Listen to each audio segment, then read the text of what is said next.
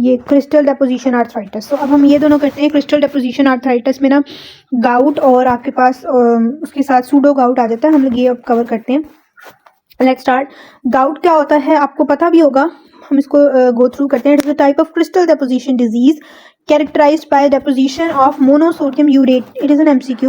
Crystals into the joints and the tissues is the most common inflammatory arthritis in men. Causes इसकी दो होती हैं, एक primary gout और सेकेंडरी गाउट। प्राइमरी गाउट होता है ड्यू टू इडियोपैथिक रीजंस, और सेकेंडरी गाउट होता है due to uric acid over production या uric acid under excretion. Obviously gout के अंदर बेसिकली यूरिक एसिड एक्यूमुलेट होता है बॉडी के अंदर और उसके क्रिस्टल्स बन जाते हैं मोनोसोडियम यूरेट के। अब उसके एक्यूमुलेट होने की वजह क्या है? आइदर उसकी प्रोडक्शन ज़्यादा हो गई है या उसकी एक्सक्रीशन कम हो गई है। ठीक है, so they come under secondary gout. Primary gout की रीजंस अननोन है। ठीक है, इसमें मेटाबॉलिक डिफेक्ट होता है। सेकेंडरी गाउट की अगर आप देखें तो यूरिक एसिड ओवर प्रोडक्शन है, जिसमें माइलोप्रोलिफरेटिव डिसऑर्डर्स हैं, अल्कोहलिज्म है, लीश-न्यूहान सिंड्रोम है। ठीक है, यूरिक एसिड अंडर लीश-न्यूहान सिंड्रोम में आपके जो इसका मेटाबॉलिज्म यूरिक एसिड का एंजाइम होता है ना, वो डेफिशिएंसी होती है, जिसकी वजह से इसकी ओवर प्रोडक्शन हो रही होती है। यूरिक एसिड अंडर एक्सक्रीशन में dehydration, decrease renal function, diuretics, pyrazinamide और सैलिसिलेट्स, कुछ ऐसी ड्रग्स आ जाती हैं। रिस्क फैक्टर्स इसमें क्या हैं? अल्कोहलिज्म है, obesity, male, ageing, diet low in vitamin C और कॉफ़ी। ठीक है, अब इसमें एक टर्म है सैटर्निन गाउट, वो होता है ड्यू टू लेड पॉइजनिंग की वजह से। अच्छा, आप ब्लड में यूरिक एसिड के लेवल्स को कब हाइपर यूरिसीमिया लेबल करते हो? When they reach above the level of 7 gram per decilitre. ठीक है, hyperuricaemia is defined as serum uric acid level greater than 2 standard deviations above mean for the population. यानी कि जो उस population का जो मीन है उसमें से 2 स्टैंडर्ड डेविएशन से अगर अबव वैल्यू आएगी तो हम उसको हाइपरयूरिसीमिया कंसिडर करेंगे। क्लिनिकल कोर्स में देयर इज अ डिजीज, यानी दो पैटर्न है। अगर एक्यूट है तो एक्यूट गाउट उसको कहेंगे, और अगर वो लॉन्ग टर्म चल रही है तो उसको क्रोनिक गाउट कहेंगे। Acute presents as sudden onset of mono articular arthritis. ठीक है, lower limb is more affected than upper limb, और ये मोस्टली आपके मेटाटार्सोफेरेंजियल, फर्स्ट मेटाटार्सोफेरेंजियल यानी बिग टो को अफेक्ट कर रहा होता है। It typically involve the first metatarsophalangeal joint, podagra भी इसको कहते हैं। ठीक है, it is characterised by excruciating pain, localised warmth, tenderness, leukocytosis. ठीक है, प्रेसिपिटेंट्स क्या हैं इसके अटैक के? आप मीट कोई डाइट खाएं। ठीक है, dietary purine basically meat rich diet है। ठीक है, उसके अलावा sudden change in uric acid level, surgery, infection, dehydration और सर्टन मेडिकेशंस। क्रोनिक गाउट के अंदर क्या आता है? क्रोनिक गाउट में we have tophi formation. It is characterized by the formation of tophi in soft tissue around joints. अब ये tophi होते क्या हैं? Tophi are pathognomic hallmark of gout. They are large aggregations of urate crystals surrounded granulomatous reaction with foreign body joint cell. यानी कि आपके joints के अंदर उन crystals के बड़े बड़े aggregates बन जाते हैं, जिनको foreign body joint cell, which are basically macrophages combined together, which surrounds those giant aggregations of uric acid crystals. तो कॉम्बिनेशन में हम इसको टोफाई कह रहे होते हैं। साइड्स इसकी क्या है? Fingers, wrist, knees, joints, Achilles tendon, pinna. Tophi destroys आवर जस्टिन bone, causing erosive arthritis and severe crippling disease. बहुत पेन होती है इसमें। कॉम्प्लिकेशंस में hypertension, kidney damage, coronary heart disease. Diagnosis हम इसका कैसे करते हैं? इसमें हम लोग जो है वो आपको uric acid level does not help in diagnosis. वो हो सकता है एक्यूट अटैक में नॉर्मल आए। ठीक है, और उसकी रीज़न यहाँ पर लिखी हुई है कि वो नॉर्मल क्यों आता है? Because urate is negative acute phase reactant, यानी its levels decrease to normal during acute attack. ये इसकी एक पेक्यूलियर सी बात है कि ये आपके acute phase negative acute phase reactant है, यानी कि जब आपकी इन्फ्लेमेशन होती है और एक्यूट अटैक होता है इसके लेवल्स फॉल कर जाते हैं। ठीक है, और यहाँ पर लिखा हुआ डायग्नोसिस कैसे करेंगे? एक्यूट गाउट में आपके WBC ज़्यादा होंगे, ESR ज़्यादा होगा, यूरिक एसिड लेवल्स नॉर्मल होंगे। साइनोवियल एस्पिरेट लेंगे तो टर्बिड साइनोवियल फ्लूइड मिलेगा ड्यू टू न्यूट्रोफिलिया। ठीक है, और प्लेन एक्सरे नॉर्मल आएगा। क्रोनिक गाउट के अंदर क्रोनिकली ESR रेज होगा, CRP रेज होगा। साइनोवियल एस्पिरेट करेंगे तो वाइट फ्लूइड मिलेगा ड्यू टू क्रिस्टल ओवरलोड हो जाएंगे। प्लस जब आप उन्हें पोलराइज माइक्रोस्कोप पर देखेंगे तो बायफ्रिंजेंट नीडल लाइक क्रिस्टल्स मिलेंगे। ठीक है, और क्रोनिक गाउट में plain X-ray shows tophi, marginal erosions with in limit joint space, और मार्टल साइन मिलेगा which is punched out erosions with hypertrophied calcified overhanging edges of the bone. ठीक है, यानी बोन्स की इरोजन्स हो रही होती है, उसी को उन्होंने डिपेक्ट किया हुआ है। ठीक है, तो आर्थ्रोसेंटिसिस विच इज जॉइंट एस्पिरेशन, जिसमें हम साइनोवियल एस्पिरेट करते हैं, वो इसका डायग्नोस्टिक है। Then we have gout and pseudo gout, ठीक है। गाउट होता है मोनोसोडियम यूरेट क्रिस्टल्स, और pseudo gout is just like gout but इसमें कैल्शियम पायरोफॉस्फेट के क्रिस्टल्स होते हैं। यहाँ पर लिखा हुआ है आपकी जो गाउट की क्रिस्टल्स होती हैं दे आर नेगेटिव बायरफ्रिंजेंस, इसमें पॉजिटिव होते हैं, इसमें एक्सरे शोज कैल्सिफिकेशंस, ठीक है। और सूडो गाउट के अंदर जो है वो रोम्बिक शेप क्रिस्टल्स होते हैं, जबकि इसमें नीडल शेप क्रिस्टल्स होते हैं, ठीक है। ये थोड़ा सा फर्क है। It is more common in males. History of anti hypertensive drugs, ठीक है। ये यूजुअली कुछ बहुत सारी ड्रग्स ऐसी हैं जो यूरिक एसिड के मेटाबॉलिज्म को स्लो डाउन कर देती हैं, स्टॉप कर देती हैं, दैट्स व्हाई वो कमरेट होता है और गाउट हो जाता है। Severe pain in joint and movements restricted, most commonly involve big toe and knee joint, you know signs of inflammation आपको मिलेंगे, ठीक है। अब सिनेरियो पढ़ते हैं। 50-year-old male presented to emergency, उसको sudden pain in his knee की history है, he is non hypertensive and combination of anti hypertensives वो ले रहा है, उसकी नी रेड है, स्वोलन है। अब देखिए नी जॉइंट ऑस्टियोआर्थराइटिस में भी इन्वॉल्व हो सकता है, बट यहाँ पर आपको कोई उन्होंने बताया है कि उसको इन्फ्लेमेशन है, तो उसमें तो इन्फ्लेमेशन नहीं होती। और सेकेंडली उसकी हिस्ट्री बताई हुई है कि उसकी एंटी हाइपरटेंसिव ड्रग्स की हिस्ट्री है। So this is gout. Differential diagnosis में आपने दूसरे टाइप्स के आर्थराइटिस लिख देने हैं। Do the treatment of gout, ठीक है। तो गाउट की ट्रीटमेंट में एक्यूट गाउट के डिफरेंट ट्रीटमेंट है, क्रोनिक गाउट की डिफरेंट है, और प्रोफाइलेक्टिकली हम गाउट पेशेंट के अंदर डिफरेंट ट्रीटमेंट यूज करते हैं। सो एक्यूट गाउट की colchicine is drug of choice. Colchicine acts as a pain killer, it reduces inflammation. Indomethacin as a pain killer, oral prednisone, IM methyl prednisone दे सकते हैं, intra-articular glucocorticoid का injection दे दें या जॉइंट एस्पिरेशन कर सकते हैं, ठीक है। और फिर नीडल्स को एक्सट्रैक्ट कर सकते हैं। प्रोफाइलेक्टिकली हम लोग एलोपिरोनॉल देते हैं, और क्रोनिक गाउट की ट्रीटमेंट में भी एलोपिरोनॉल ही दी जाती है, विच इज़ बेसिकली इनहिबिट करती है आपके सैंथिन ऑक्सीडेज एंजाइम को और यूरिक एसिड की प्रोडक्शन को बेसिकली कम कर देती है। Febuxostat is also a drug, probenecid, it is a uricosuric agent, जो कि आपकी किडनी से यूरिक एसिड की सिक्रीशन को इंक्रीज कर देता है, एक्सक्रीशन को। और pegloticase is also uric acid uricosuric agent. Next we have a 35-year-old male, acute pain in left knee since last night. उसके बाद है जी उसको हाइपरटेंसिव है और उसने मेडिसिन शुरू की, अगेन वही सिनेरियो विद द सेम। उसके बाद नेक्स्ट क्वेश्चन है, name 3 investigations to confirm diagnosis with likely abnormalities on these.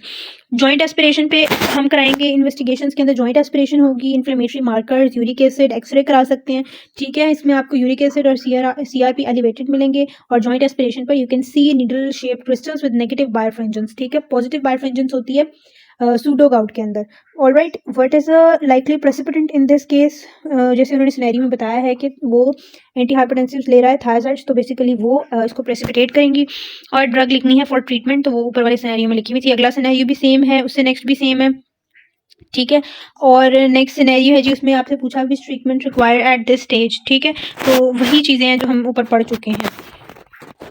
उसके बाद जी आपका टॉपिक आ जाता है systemic inflammatory vasculitis. It is also a kind of auto immune disease, ये आपके जॉइंट्स को भी अफेक्ट कर रही होती है। ये बेसिकली एक पैथोलॉजी का टॉपिक है, ये आपने पैथोलॉजी में पढ़ा है, और ये पैथोलॉजी की ही डायग्राम बनी हुई है। अगर आप सिर्फ ये डायग्राम अच्छे तरीके से कर लेते हैं ना, you will get to know basic understanding of all the kinds of vasculitis. तो हमने इसको साइज ऑफ वेसल की बेस पर 3 क्लासेस में डिवाइड किया हुआ है, large vessel, medium vessel and small vessel vasculitis. Large vessel vasculitis जो होता है ये लार्ज आर्टरीज को अफेक्ट करता है, एओर्टा को अफेक्ट करता है, और उसकी जो प्राइमरी ब्रांचेस होती हैं उनको, और ये मेजरली आपका अफेक्ट करता है जो आपकी टेम्पोरल आर्टरी होती है ना, it is very important MCQ, ये आपकी टेम्पोरल आर्टरी को अफेक्ट करता है, जॉइंट सेल आर्टराइटिस, ठीक है। इसमें जो जॉइंट सेल आर्टराइटिस है ये हो गया large vessel vasculitis, and they form granulomas, granulomatous disease होती है। मीडियम वेसल वास्कुलाइटिस आपकी मीडियम साइज वेसल को अफेक्ट करता है। इसमें 2 टाइप्स होती हैं बेस्ड ऑन द मैकेनिज्म और pathogenesis they use to destroy vessels. One is immune complex mediated which includes polyarteritis nodosa, and one is anti endothelial cell antibodies positive which is Kawasaki disease which occurs in children. उसके बाद जी small vessel vasculitis में basically हमने 2 parts में divide किया हुआ है, with Enka और without Enka, which is auto immune complex mediated, ठीक है। उसमें एनका एंटीबॉडीज पॉजिटिव नहीं होंगी इम्यून कॉम्प्लेक्स वाले में, ये जो नीचे लिखा हुआ है, ठीक है। एनका एंटीबॉडीज होती हैं एंट्री न्यूट्रोफिलिक साइटोप्लाज्मिक एंटीबॉडीज, ये न्यूट्रोफिल्स के साइटोप्लाज्म के अंदर प्रोटीन्स होती हैं, उनके अगेंस्ट एंटीबॉडीज होती हैं, ठीक है। उसके जो एनका पॉजिटिव हैं, ठीक है, ये इम्यून कॉम्प्लेक्स की पॉजिटिव होती है। बेसिकली इसमें इम्यून कॉम्प्लेक्सेस नहीं होते और इसमें होते हैं, ठीक है। अब जिसमें नहीं होते उसमें कौन कौन से हैं, उसमें है वेस्कुलाइटिस विदाउट एस्थमा और granulomas which includes microscopic polyangiitis, small vessel vasculitis with granulomas but without asthma, इसमें ग्रेनुलोमाटोसिस विद पॉलीएंजाइटिस, और इसमें आता है eosinophilia, asthma and granulomas which include Churg Strauss syndrome. ये उनकी कैरेक्टर्स ऊपर मेंशन किए हुए हैं कि शर्क स्ट्रॉस सिंड्रोम के अंदर यूसिनोफिलिया होगा, अस्थमा होगा और ग्रेनुलोमास होंगे। ठीक है, उसके बाद small vessel vasculitis with immune complex mediated, इसमें एसएलई आ जाता है, आईजीए मीडिएटेड होते हैं, क्रायोग्लोबिनीमियाज आ जाते हैं, गुड्स पास्चर डिजीज आ जाती है। ठीक है, which basically affect small vessels in the lungs and the kidneys. ठीक है, जो भी स्मॉल वेसल वेस्कुलाइटिस है ये आपके लंग्स और किडनीज को अफेक्ट करते हैं बिकॉज उनके अंदर स्मॉल वेसल्स बहुत ज़्यादा होती हैं। उसके बाद जो list 3 pathogenic mechanisms involved in non infectious vasculitis. Vasculitis में also occur due to certain infections. यहाँ पर उन्होंने लिखा है कि मैकेनिज्म्स बताएं नॉन इन्फेक्शियस वास्कुलाइटिस के, तो अगर आप इनमें से ऊपर से नोट करें तो you can see immune complex mediated है। ठीक है, फिर associated with anti endothelial antibodies हैं, फिर एसोसिएटेड विद एनका एंटीबॉडीज हैं। ठीक है, यही यहाँ पर लिखा हुआ है immune complex mediated, anti neutrophilic anti cytoplasmic antibodies, anti endothelial cell antibodies और there are certain vasculitis which involve auto reactive T cells. उसके बाद जॉइंट सेल आर्थराइटिस को एक्सप्लेन किया हुआ है। आप जॉइंट सेल आर्थराइटिस के फीचर्स देख लें। हेडेक यूजुअली ऑन टेम्पोरल और occipital region because it involves temporal artery. Visual disturbance होती है because of the same region, jaw pain by chewing और टॉकिंग, और एज होती है ग्रेटर देन 50 ईयर्स ओल्ड। तो अब सिनेरियो पढ़ते हैं। 75 years old man presents with moderate to severe headache for the past 2 weeks. उसने हिस्ट्री दी फटीग और 2 kg वेट लॉस की। Current pain is more in temporal and occipital region of head. He also has mild jaw pain which occurs more on chewing. Typical features उन्होंने आपको बता दिए हैं और आपसे डायग्नोसिस पूछा है तो दिस इज जॉइंट सेल और टेम्पोरल आर्थराइटिस। ठीक है, और what is the most catastrophic complication of this disease, it is blindness.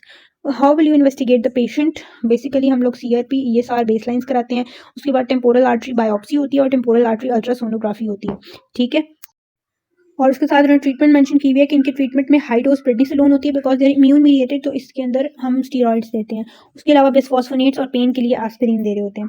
Next scenario, इस 69 ईयर ओल्ड मैन, हेडेक है, सेम रीजन है, लेफ्ट साइड के ऊपर, लेफ्ट टेम्पल के ऊपर उसको पेन है।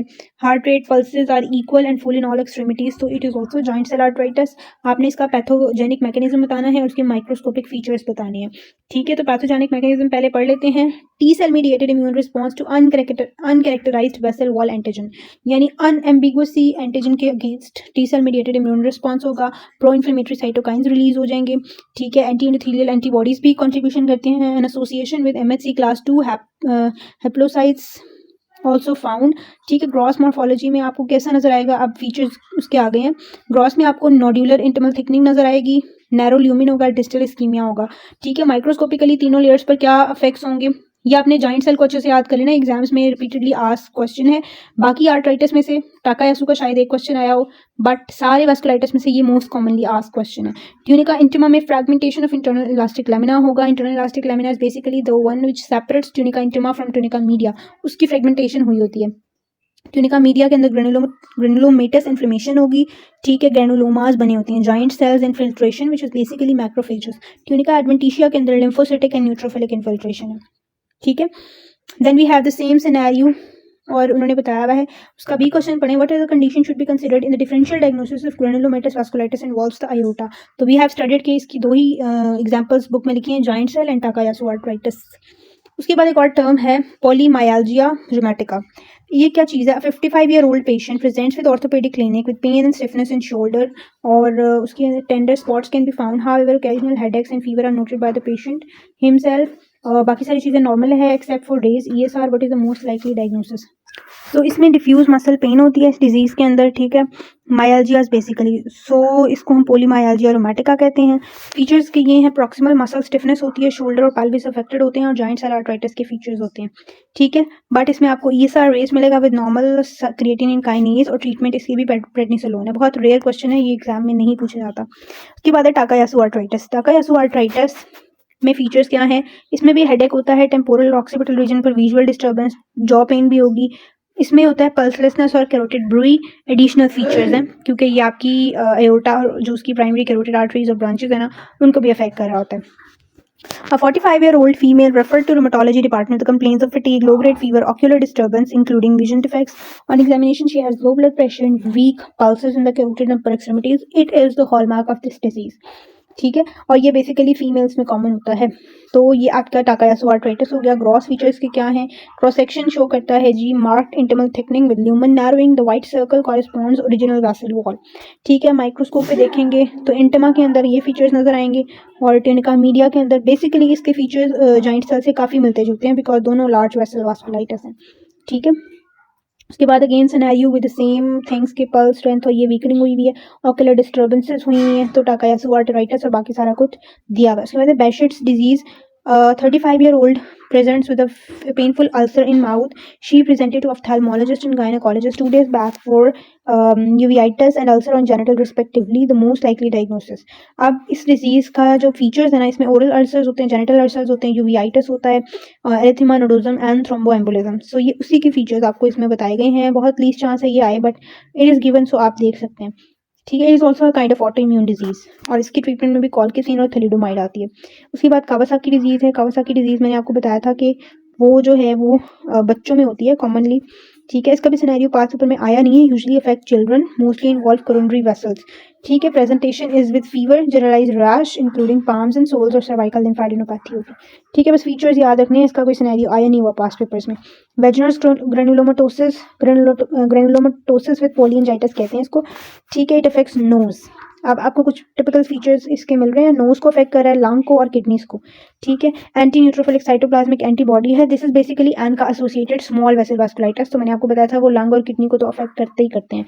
ठीक है, तो दिस इज दैट डिजीज। उसके बाद थ्रोम्बोएंजाइटिस ऑब्लिटरेंस, जिसको हम बर्जर्स डिजीज कहते हैं। इसके अंदर history of smoking, Raynaud phenomena, exercise induced heart feet pain, इसमें भी मायालजियाज होते हैं, और ये भी स्मॉल आर्टरीज का जो है वो वैस्कुलाइटिस है। इन्वेस्टिगेशन इसमें एंजियोग्राफी करवाते हैं, और ट्रीटमेंट इसका सेसेशन ऑफ स्मोकिंग प्लस वेज़ोडाइलेटर। अगर आपको वैस्कुलाइटिस के सिम्टम्स स्मोकर के अंदर मिल रहे हैं तो the disease would be Buerger's disease. सिर्फ only vasculitis that occur in smokers due to smoking, वो बर्जर्स डिजीज है। ठीक है, उसके बाद है जी Henoch Schonlein syndrome, which is purpura, basically thrombocytopenia हो जाता है इसके अंदर, दैट्स वाई इसमें पर्परास डेवलप होते हैं। Predominantly affect children and young adults, this is not important, इसको हम स्किप कर रहे हैं। हम चलते हैं auto immune rheumatic diseases which includes SLE. SLE हम लोग पहले यहाँ से पढ़ लेते हैं, फिर हम बुक से पढ़ेंगे।